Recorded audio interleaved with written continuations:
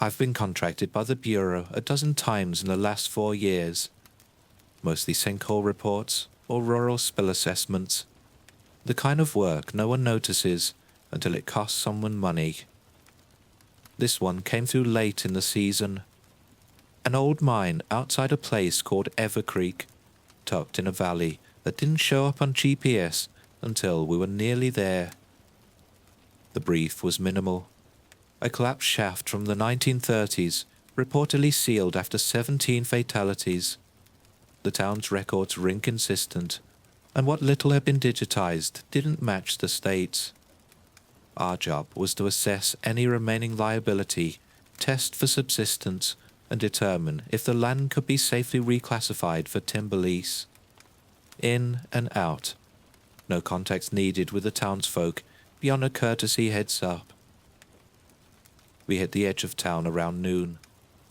October had already stripped most of the trees, and the wind blew low through the bare branches in irregular pulses, the way wind does when the landscape feels hollow. Fog clung to the roots of the hills, moving only when we did. Evercreek was smaller than I expected. A gas station, a diner, a short main road that curved lazily around the church and disappeared back into the trees. Maybe 300 people, if that. Some looked up when we passed, but no one waved. No one asked what brought us. They just watched, silent, still, returning to their tasks only when our car moved on. We checked into the motel. 4 rooms, flat gravel lot, rust around the fixtures.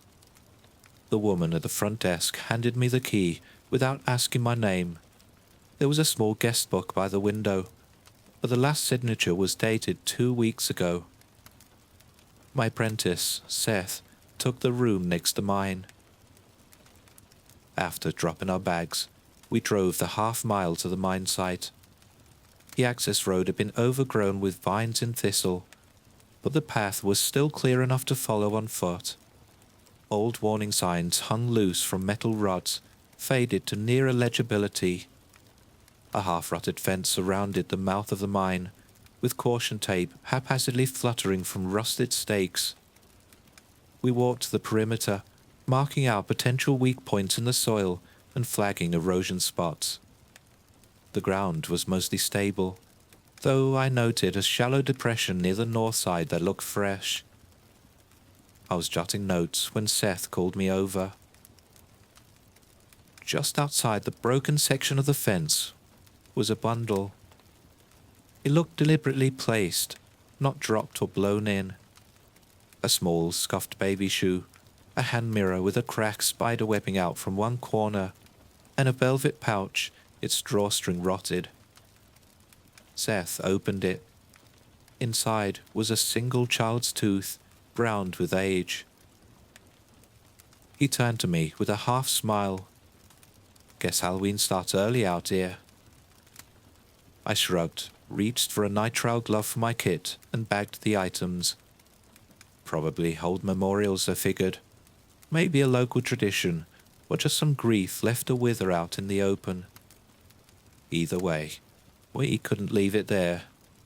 Wildlife might get to it, and there was no reason to let someone find it and think it meant anything now. Seth made a face as he watched me seal the bag, but didn't say anything. I made a note to include it under potential public safety debris. I'd seen weirder things. Back in the car, we loaded the first round of soil data and logged the day's findings. The mine wasn't visibly unstable, but the fence needed replacing, and we'd have to get a look at the shaft itself if we wanted to close the file properly. I figured we'd head in tomorrow and get the rest of it done in daylight. 2 more days of work at most, then we'd be gone, and the town would have their forest back. The next morning, we decided to split the day between paperwork and local logistics. Seth wanted to get breakfast and see what the town was actually like in the daylight. I agreed, mostly because the state records on the mine was such a mess and it made sense to check the town's clerk office while we were here. I figured we might find original filings, or at least some version of the truth closer to the source. The diner was the first stop. It was the same one from the previous night, though it looked warmer in the morning light. Wood-panelled walls, a faded jukebox, and a specials board written in hard-to-read cursive. There are only 2 other customers, both elderly, both watching us over their mugs without speaking. A waitress greeted us with a smile that didn't quite touch her eyes. She handed us menus, asked where we were from, and then made no further comment when I said we were working on a state assignment near the mine. "We're just cleaning up some liability stuff," I added, trying to keep the tone casual. She nodded slowly. "Best not to linger past sundown then." Seth gave me a quick glance, but didn't say anything. Breakfast arrived quickly. Everything was hot, and everything tasted fine. The silence around us remained fixed in place. When Seth asked the waitress what she meant earlier, she wiped her hand on her apron and said, "Ain't much up there worth surveying anymore," then walked away. He looked over at me, eyebrows raised. They were all weirdly cagey about this. You noticed that? I had noticed, but I also knew that rural towns protected their dead fiercely. Tragedy becomes folklore, and folklore turns into boundaries people stop questioning. I figured it was better not to push. When we stopped at the general store afterward to buy some bottled water and replacement gloves, Seth mentioned the baby shoe. Just a passing comment to the woman at the register. Asked if they did any sort of local memorials up by the mine. She froze mid-scan. Her hand rested on top of the register for a full second before she looked up. "That's not for you to handle," she said. Seth blinked. "I mean, we already bagged it. Part of site cleanup." Her expression shifted, but only slightly. Then she handed him the receipt without saying another word. We left in silence. Seth kept shaking his head the whole way back to the car. "They're acting like we dug up a grave." "Maybe we did," I said. "Not literally, but to them, could be." At the clerk's office, I asked for records from the mine's operational period. The woman behind the desk handed me a heavy binder without asking any questions. Her nameplate was chipped, and the corners of the folder were stained from time and handling. It had clearly been opened more than once, but not recently. I brought it to one of the black tables and started scanning through it while Seth looked over some land plats. About halfway through the binder, I found 2 sheets clipped together, both labelled Casualty Summary, Evergreen Collapse, March 1937. The first listed 17 names, each followed by a cross symbol and a 4-digit miner's ID. The second listed only 11. The others were marked simply as unrecovered. There was no explanation, no red ink or notes in the margin, just 2 nearly identical documents that contradicted each other completely. That alone would have been worth noting, but deeper in the binder, tucked into a folder labelled Post-Collapse Correspondence, I found something stranger.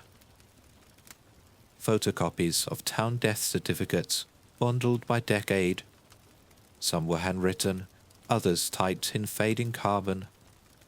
Most were routine: old age, farm accident, the kind of mortality you expect in rural places. But until recently, every 2 decades, always in late autumn, a name would appear with no cause of death listed. Just missing. The latest entry was 20 years old, October 2005. Written by hand was a note saying a solution was found but no other details were given. Seth came over and asked if I found anything interesting. I showed him the list. He whistled low through his teeth. Could be coincidence, he said, but his voice didn't sound convinced. It could, I agreed, but someone had grouped them all together across nearly a century of town records. That wasn't standard filing. That was curation.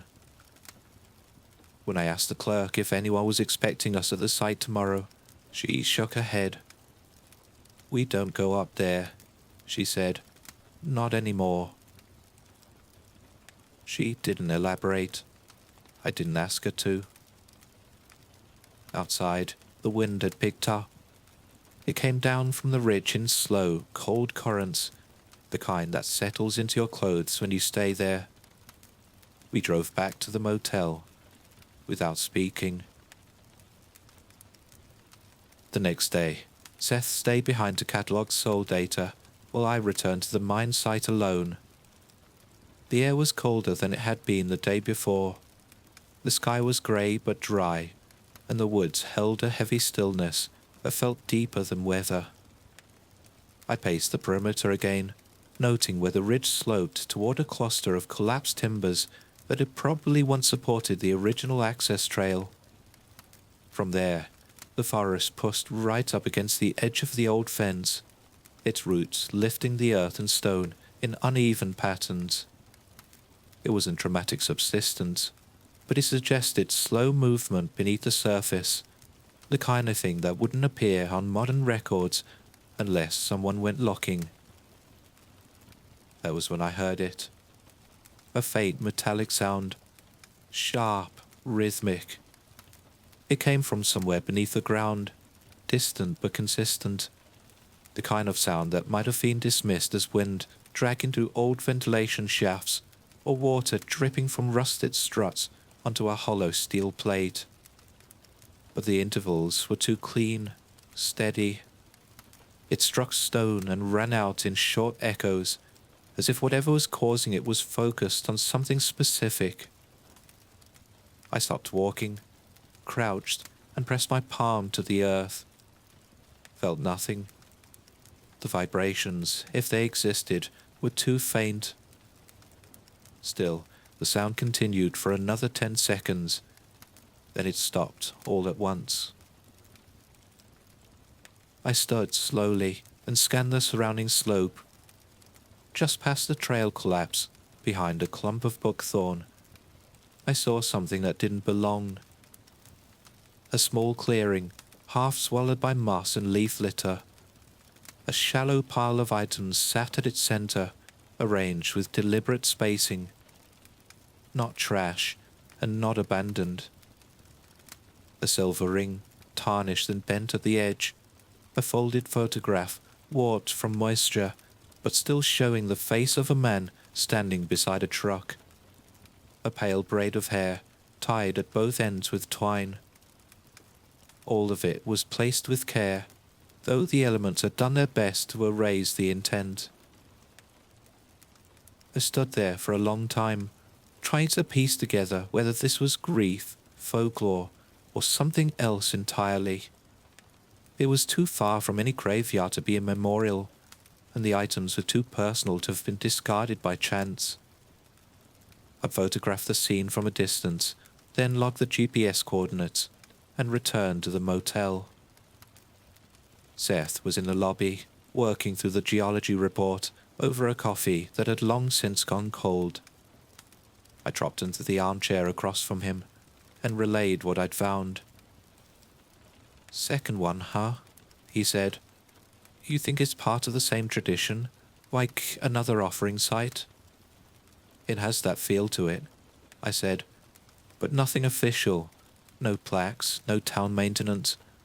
All of it looks like it's meant to be forgotten." He leaned back and ran a hand through his hair. I tried asking that waitress again. Just normal questions. You'd think I'd asked about somebody's funeral. She said they don't go near the fence line. Told me to mind the season and let it rest, whatever that means. I I nodded. Same tone I got at the clerk's office. Everyone's polite, but they're not confused. They know something. Seth looked out the front window. The sky was starting to dim. The clouds had thickened since I got back. Do we tell them we're opening the shaft soon? No point, I said. It's not a conversation they're interested in having. It was just afternoon, and I decided to stretch my legs and walk the edge of town. Seth had returned to the motel to sort data, but I needed to escape the screen for a while. The air was still, pressed down under low cloud cover. Nothing moved in the trees. Even the birds had gone quiet. The streets were empty in that in-between way rural towns often are. Shops open but unattended, wind chimes moving without sound. I passed the church, a one-room schoolhouse, and a shuttered gas station that still sold cold sodas through an ancient vending machine. Near the edge of the church, I spotted a boy crouched beside a dry culvert. He was fiddling with something in the dark, maybe a stick or a bit of wire, the way kids do when they have more day than structure. No older than 7. He didn't notice me at first. I slowed as I passed and gave him a quick nod. "Hey there," I said, keeping the tone casual. "You know any scary stories about the mines?" He froze. The object in his hand slipped from his grip, but he didn't move to pick it up. I just sat there, my shoulders stiff and my head lowered. I waited for a moment, then smiled. "I was thinking of going to play up there," I added, keeping it friendly. "Thought I should ask if there are any monsters to watch out for." That got him to look up, but not with amusement. His eyes were wide in the way kids get when they've been told a rule that feels larger than them, something that feels older than their parents. He looked around, then leaned in slightly. "I'm not supposed to talk about it," he said. I crouched a little, hands on my knees, staying a few steps back. "Fair enough, but I won't tell if you don't." The boy hesitated. Then, in a near whisper, he said, "The faceless ones are there. They only come out if someone opens it. Every 20 years or so. That's why we leave stuff. It stops them from coming." He stood up and dusted off his pants. Then he turned and walked away without another word. Not running, but quick, head down. He never looked back. I stood there for a few moments after he disappeared around the corner, letting his words settle. Faceless ones. The phrasing was strange. Not monsters, not ghosts, not even miners. Faceless. It was the kind of story a child might inherit without understanding, something passed down through repetition, never fully explained, just accepted. To me, it was a bit of folklore, probably rooted in grief, a way for the town to ritualize the collapse, a quiet warning wrapped in superstition. It wasn't uncommon. I'd heard dozens of versions in other towns across the state. Still, as I made my way back to the motel, I found myself repeating the phrase under my breath. The faceless ones. We started early the next morning, just after the sun cleared the ridge. The sky was flat and pale, the clouds stretched thin across the horizon. Seth looked half awake when he met me by the car, but his boots were laced, and he was already double-checking the survey gear. The drive to the site was short. Trees pressed in from both sides of the access road, brittle with a change in season. By the time we reached the mine entrance, the frost on the undergrowth had already started to melt. The boards covering the main shaft entrance were old and brittle. They cracked easily under pressure. I pried them loose while Seth cleared the debris. Beneath the outer layer, the frame had been reinforced with thick nails and rusted chains. Someone had sealed it thoroughly once. That effort hadn't held. Behind the final boards, darkness pressed forward in a way that felt tangible. The shaft yawned open, lined with rotting timber. No air movement, just stillness. I stepped forward first and checked the air with a handheld reader. Oxygen low but breathable. No methane, no signs of recent activity. Just stale air and the dry rot of long-abandoned spaces. Inside, the beam of my headlamp cut through thick layers of dust and old cobwebs. The walls narrowed quickly, then opened into the first main corridor. Carved stone reinforced with wood beams, most of them splintered and leaning under their own weight. We moved slowly, pausing often to photograph structural damage and cross-checking support spaces.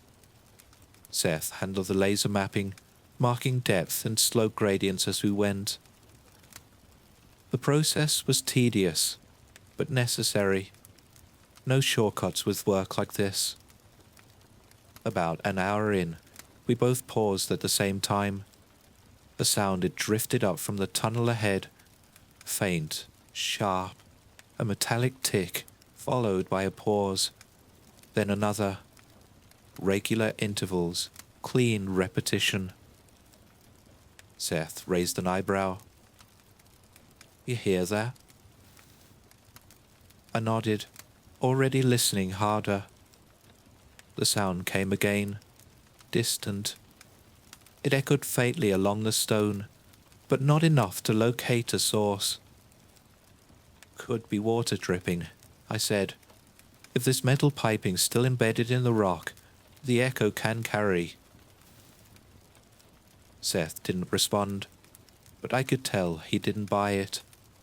I wasn't sure I did either, but I wasn't going to say what it really sounded like. Not yet. We kept working. There was still a lot to do. The map had to be completed before we could even submit the preliminary risk report. Neither of us mentioned the sound again, though it returned occasionally, always at the edge of hearing. By mid-afternoon, we were both covered in dust, our knees sore from crouching, our wrists aching from constant notation. The work was good, methodical, but it drained you. Old tunnels had a way of taking more energy than they gave back. We reached the midpoint of the shaft and decided to stop for the day. There was too much to cover in a single pass, and we hadn't brought enough gear for an overnight trip. Before we left, we stacked our packs near the entrance. It felt safe enough. No one in town would likely come near the mine, not with how they spoke about it, and the equipment wasn't useful to anyone who didn't know how to use it. Specialized tools had a way of protecting themselves. We hiked back to the car without speaking much. The quiet between us wasn't tension. It was exhaustion. The kind that settled into your shoulders and made you feel older than you were. By the time we rolled back into Evercreek, the sky had already started to dim. We didn't talk about the sound in the mine. We just drove to the diner and ordered whatever was still on the grill.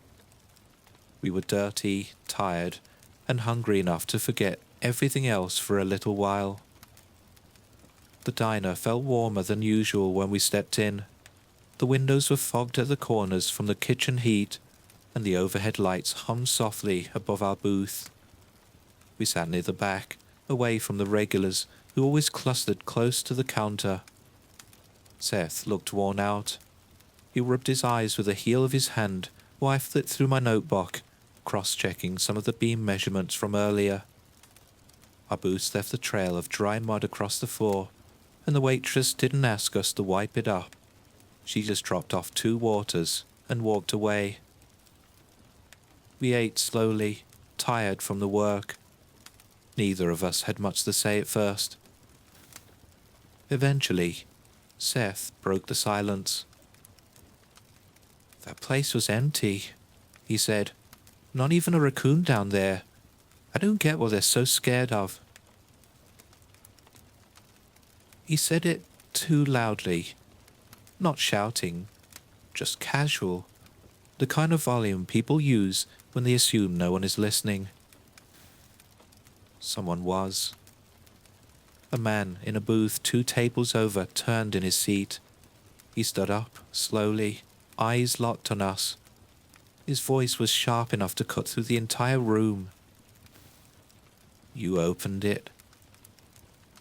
Seth froze mid-bite. I set my fork down. The diner went still. Conversations died. The clink of silverware stopped. Chairs scraped lightly as people began to stand. Some avoided looking at us. Others stared too directly. The man didn't say anything else. He just stood there a moment longer, then walked out. A few others followed him. A woman near the counter leaned in our direction. "Go back to your motel," she said. "Lock your doors tonight." Seth looked at me, his brows furrowed. I didn't know what to say. The waitress came by with a check. She didn't meet her eyes. Then she walked away. The rest of the meal sat untouched. We paid and left without another word. Outside, the street had emptied. No one was on the sidewalks, no cars passing. The sun had finally dipped behind the ridge, leaving the town in that in-between color that doesn't belong to day or night. Windows were shuttered, porch lights were off. The walk to the motel wasn't far, but it felt longer than it should have. The silence pressed in from both sides. Even the wind had dropped away. When we reached our room, we didn't discuss it. We said goodnight at our doors and locked them behind us. Seth double-checked the deadbolt, then said through the wall, "See you in the morning." I didn't answer right away. Eventually, I said, "Yeah, morning." But it was hard to believe that tomorrow would feel the same as today. We woke early, though neither of us had slept well. I kept waking to small noises that never repeated, moments that might have been dreams but left the hair on my arms standing straight. When we stepped outside, the air had turned colder. A fine mist clung to the gravel lot, and the sky had the flat, heavy color that usually meant snow by nightfall. The town was still. Not just slow, not quiet in the way small places often are. It was still in the way of shut doors and drawn curtains, the kind of stillness that implies watching. The diner was closed. No chairs on the porch, no light inside. The gas station had its metal shutters down. The general store was locked, its windows dark. We knocked on a few doors, more out of instinct than hope. We could hear the shuffle of feet inside. Once there was the distinct sound of someone inhaling sharply when we knocked, but no one opened up. Seth looked around and rubbed his neck. "They're hiding." "They're waiting," I said. "For what?" I didn't answer. We made our way back to the mine. The path had the same emptiness as the town did.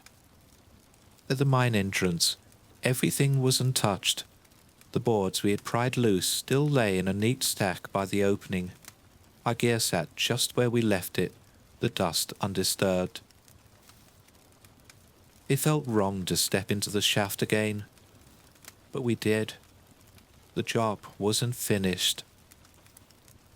Inside, the air had grown heavier, not from weather or lack of oxygen.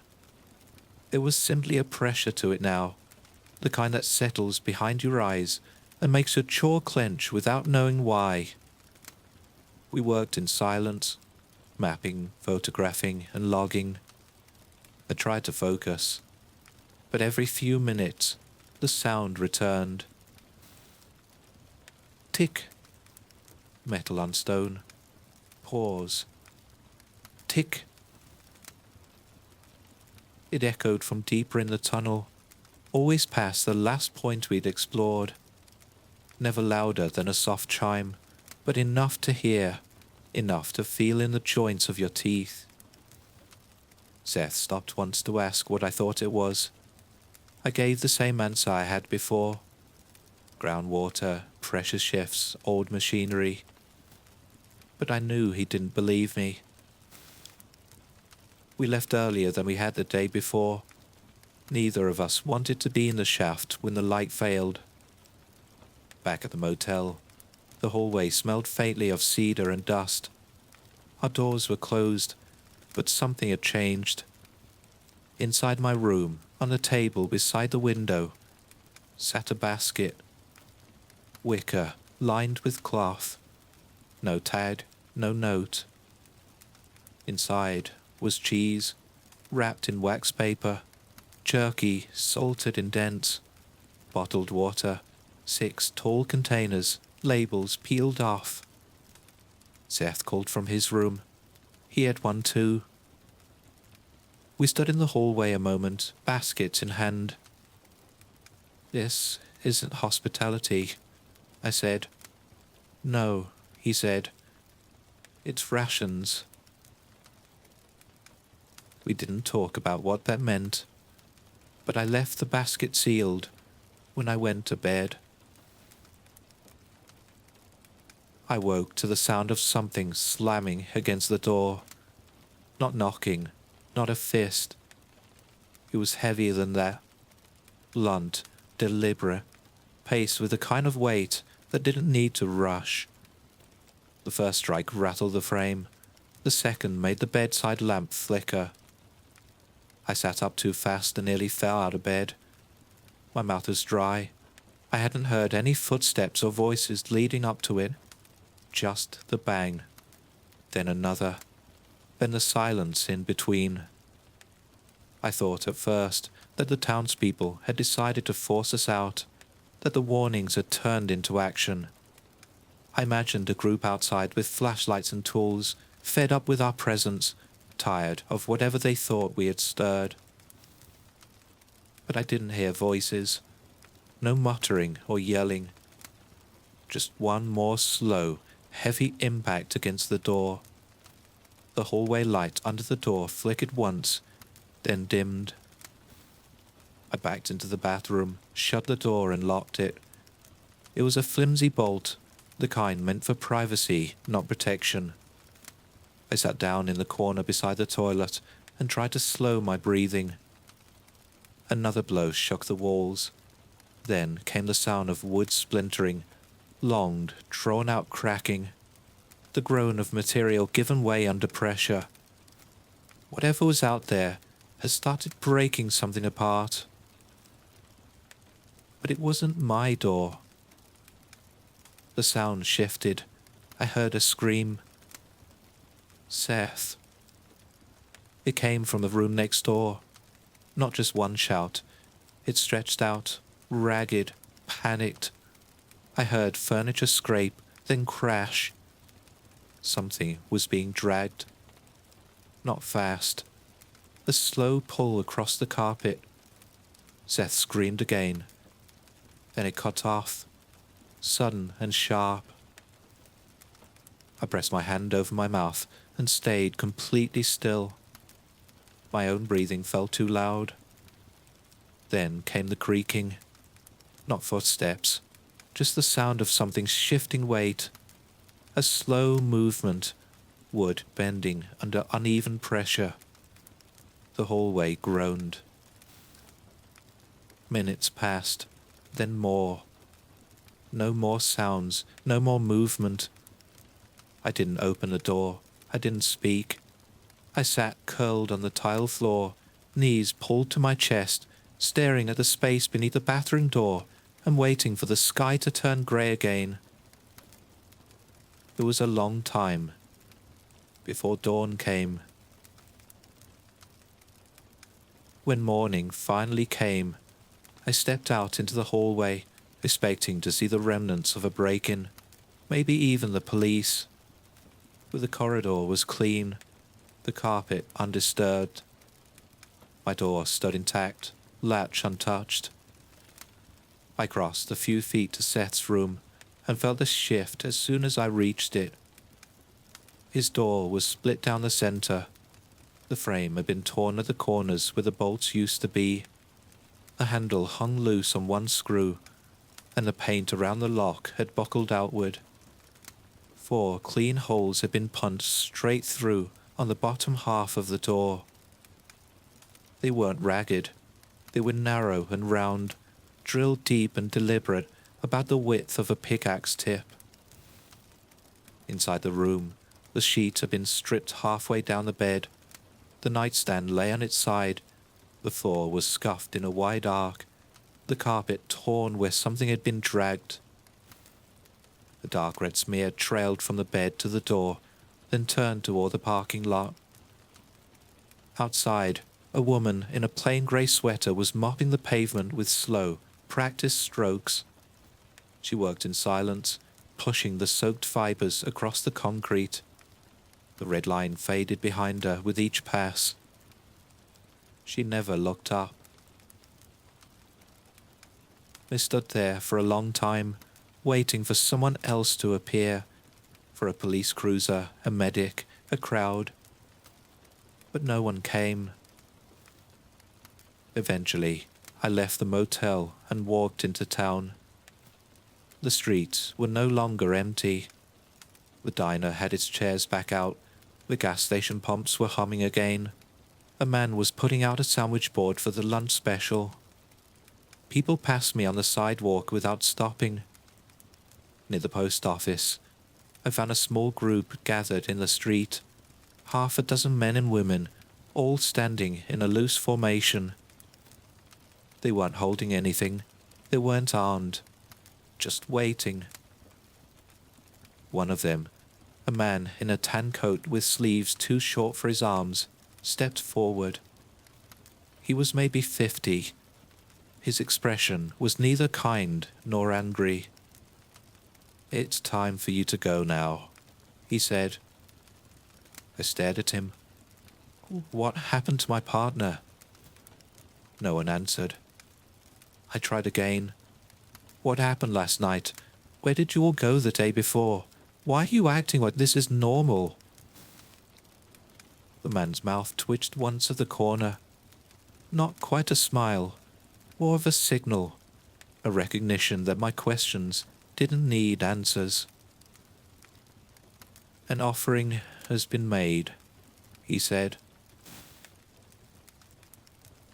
I looked past him to the others. None of them met my eyes. They stared just over my shoulder, waiting. I turned and walked away. No one followed. The sky was dull grey when I returned to the mine. The streets along the road were still, their leaves half dropped and wet from a slow morning drizzle. The tires cracked over gravel, but the rest of the world held its breath. No one followed me. No one had asked where I was going.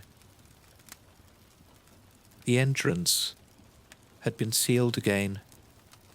Fresh boards crossed the mouth of the shaft, cleaner than the old ones we had pulled away. New bolts reinforced the frame. Someone had worked quickly and quietly, and they had done it before sunrise. I walked to the fence. The grass around the path was damp, but a few red droplets stood out on the pale soil, leading toward the base of the entrance. The color was too bright to be old. Then I saw a bundle. It had been placed carefully, resting against the lower beam of the gate. A handkerchief knotted into a loose satchel, bulging at the center. I crouched and opened it.